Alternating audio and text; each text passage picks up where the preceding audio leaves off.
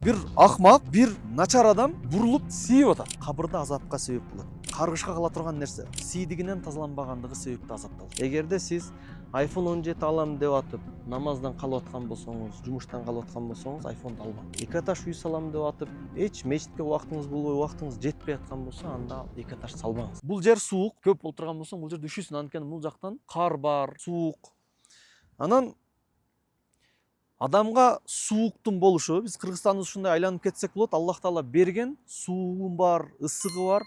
Ушул кээде адамга эч нерсе жакпайт го, суукта суук жакпай калат. Ошол жакпай калган суук дагы биз үчүн пайда. Кээде адамга бир башына түйшүк келген болсо, бул оор деши мүмкүн. Мисалы бизде суук болбогондо, Индия сыяктуу Индияда үй жок адамдар көп. Биздин эл деле жакыр жашаган, бирок эң жакыры деле мурда үйү болгон. Ылайдан болсо дагы үйү болгон. Анткени суук деген нерсе сөзсүз үй салдыртат. Суук болгондугу себептүү кийинет, ошого жараша аракет болуп, Аллахтан сурагандыгы себептүү Аллах Таала берет. Кээде бир устаздын айткан сөзү бар эле, адам банкрот болуш керек. Өтө каттык банкрот болуш керек. Ошондо адам андан дагы оор нерсеге даяр болот, алдыга жылат, өзгөчө адам болот деген. Биздин элибизде ушундай бир кыштын суук болгону, жаздын ысык болгону бизди өнүктүрүп атат десек дагы болот. Анан ошону менен бирге адам бир түрдүү боло берсе зеригет.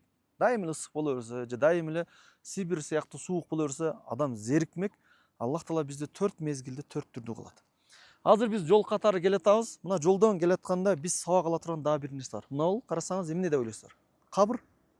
Илгери биздин ата-бабаларыбыз улуу жибек жолунда келатып, жолдо каза болгондун бардыгын жолдо коюп кете берген. Эмне кылып кеткен? Эмнеге дегенде, бир грипптин катуурагы болуп, температурасы түшпөй, ал убакта мындай кабинада жылуу кеткен эмес да. Ошол оорунун күчөшү менен жолдо каза болуп кете берген. Үркүндө Кытайга барат, ооруп өлгөндөр канча болгон. Оорунун себебинен элечи жолдо көмүп кете берген. Жол катарында кабырларды көп эле көрсөңүздөр керек. Ошол кабырларды көргөндө, ошол жанагы кабырдын дуаларын айтып, Аллах Таала силерди дагы бизди дагы кечирсин деп. Пайгамбарыбыз ушундай кабырлардын бирөөсүнөн өтүп баратып, мынтип айткан: ушул эки кабырдагылар азапталып атат. Бирөөсү ушакчы болгон. Сөз ташыйт эле. Бирөө бир нерсе десе, анын сөзүн башкага ташып, кээде кошуп ташып, анан экинчиси сийдигинен тазаланбагандыгы себептүү азапталат. Адам ички кийимдерин таза, намазга жарактуу кылып жүрүш керек. Эми намаз окуп жүргөн жигиттер, намаз окуган аялдарга дайым таза алат. Бирок намаз окубагандар эчтеке болбойт деп туруп, дайым бир тамчы, эки тамчы калып кете берет дагы. Ошол ыпластуулук азапка себепчи болот. Азаптан сактанабыз. Айрыкча мына жол катары көп адамдын настроениясы түшүп, ачуусу келгени жолдун боюнда наракка бурула калып эле даратын ушатып туруп, ошону менен келе берет дагы нажас бойдон калат, кабырда азапка себеп болот. Анан дагы бир нерсе, орду келгенде айтып коюш керек. Жолдон чоң энелер өтөт, чоң аталар өтөт, жүргүнчү болуп. Аксакалдарыбыз өтөт, илимдүү дамылларыбыз өтөт, илимпоздор өтөт. Жаман адамдар өтөт, мазлум болгон өтөт, бай өтөт, жакшы өтөт, жаман өтөт. Ошолордун көзүнчө зеригип, бурула калып туруп эле жолдо дарат ушата берген, бул каргышка кала турган нерсе. Пайгамбарыбыз иттакул лаинайн, эки түрдүү лаанатка кала турган, каргышка кала турган нерседен сактангыла деген. Жолдо өтүп барат, каргайт. Ошол каргычы өмүр бою ал банкрот болот, ооруйт, күйөт, ошону менен жок болот. Ал эмнеден болот дегенде, жөнөкөй эле адам өткөн жолго заара кылыш деген. Адам өткөн жолдо заара кылышта биринчиси дискомфорт. Сиз мынтип бир бус үй бүлөңүз менен кетип атасыз, дагы бир урод, бир акмак, бир начар адам бурулуп сийип атат, даратын ушатып атат. Ичиндегилер каргап атат. Ошонун эсебинен бул адам оңбойт. Ошондуктан өлүп бараткан болсоңуздар да токтоп туруп, туалет жок болсо, түшө калып 100 метр, 150 метр адамдын көзүнөн далдоо болуп туруп узатыш керек. Бул адеп. Бул исламий адеп. Эгерде мен мусулманчылыкты карманбайм деген адам болсо деле, мында адамгерчиликти эле карманып эле наракка өтүп эле дарат ушатыш керек. Антпесе жолдон өткөн адамдардын каргышы менен адам эч ким сүйлөбөсө дагы дей турган болуп, эч кандай лечениясы жок ооруларга чалдыгып, тынбай ооруп, банкроттан анткени каргыш кеткен.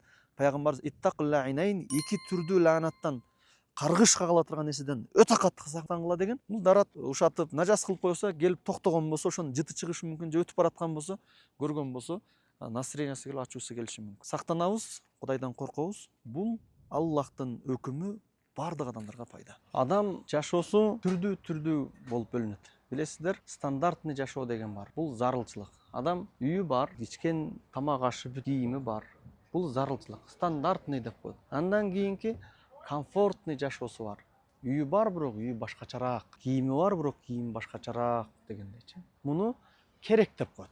Ушундай жашаш керек. Бул чектелбейт. Андан кийин VIP жашоо бар. Бир адам жашаш үчүн ага 10 адам кызмат кылат да. Мисалы, бетин жууй турган раковинасын бир эки адам карай турган деңгээлде. Шарият көз карашы менен караганда, адам зарылчылыгыны аткарыш милдеттүү. Мисалы, эркектер аялыңардын зарылчылыгы өзүнүн комнатасы болуш керек, тамак ашы болуш керек, кийим болуш керек. Ал эми кереги комфортный кылып, VIP кылып жашаш бул сиздин артыкчылыгыңыз. Аялдар ошол күйөөлөрдөн талап кылганда, ал комфортту сен милдеттүүсүң, жоксун комфорттуу кылып берип атса ыраазы болбосоң, сенен башкасы дагы кылып берет эле деп наразы болгон туура эмес болуп калат. Эгер комфорттуу кылып аткан болсо, анда аны машалла Аллах Тааланын латансал фадла байнакум, бири-бириңердин араңарда артыкчылыкты унутпагыла деген аятты кылып атат экен деп ыраазы болуп коюшуңуздар керек. Сиз ошентип ыраазы эле кылып койсоңуз, ошол өзү ибадат. Эркек киши аялын болушунча камсыз кылып, зарылчылык менен же керектөө менен зарылчылыктын айырмасы кандай? Мисалы, мен кийинишим керек, жалаңач жүрсө болбойт. Мен тамак жешим керек. Бул дагы зарылчылык. Бирок кайсыл жерде жейсиң? Мындай ресторанда жейсиңерби, мына үстү гүл болуп, салкын, көлдүн боюнда. Же ушул көлдүн боюндагы ресторандагы мындай тапчандарда отуруп жейсиңерби, кайык тапчандары. Булар бар ушул жерге кайык менен алып келип коет, олтурасың, тамакты ушул жерге алып келип берет. Кайыктар сүзгөн абалда. Тамакты каяк менен алып келет дегенде, ал кайыктар менен бышканды алып келип берет. Ушул тапчандын өзүндө эле олтуруш, кээде түндөлөр бул жерге адам көбөйүп кетет, биз азыр күндүзү эртең менен тартып атабыз. Олтуруп алып, суунун үстүндө, кайыктын үстүндө жейм дегени бул керек. Самолет алыш керек, башка рейсовый самолетке чыкпастан учуп турам. Үйгө бир кызматчы алыш керек, машинаны жаңылап коюш керек, кондиционер коюп коюш керек дегенде бул керектүүлөр түгөнбөйт ушунусу. Ошол сыңарында эле мындай зарылчылык тоюш болсо, бирок аны кайсыл жерде жейсиң, жамбашта отуруп жейсиң, көлдүн үстүндө отуруп жейсиң, булар керектөөлөр. Керектөөлөрдүн үстүндө адам жооп бербейт. Бирок эң кызык жери ушу керектөөлөрдүн аркасынан жүрүп өмүр өтүп, мен мындай кыйын жашайм, мындай комфортный жашайм деп атып, түшүндүрө алдым окшойт да. Комфортту кылам деп атып, ахиретке дагы амал кылыш зарыл деген нерсе таштап коюлат. Түшүнүп атасыздарбы? Керектөөнүн үстүндө туруп, зарыл нерсе калып кетет. Ошону караңыздар. Эгерде сиз iPhone 17 алам деп атып, намаздан калып аткан болсоңуз, жумуштан калып аткан болсоңуз, iPhone'ду албаңыз. 2 этаж үй салам деп атып, эч мечитке убактыңыз болбой, убактыңыз жетпей аткан болсо, анда 2 этаж салбаңыз. Сиз ата-энеңиз менен мамиле кылып, жанында кызмат кыла албай, талалап, россиялап жүрө турган болсоңуз, эмнеге дегенде мен бир фура алып туруп кеңири жашайм деп турам, ошо фураны албаңыз. Анткени комфорт жашайм деп керектөөнү алам деп атып, зарылчылык калып кетет. Бул зарылчылык, баарыбыздын зарылчылыгыбыз ахирет жашоону биз унутпашыбыз керек. Ахирет зарылдын эң зарылы.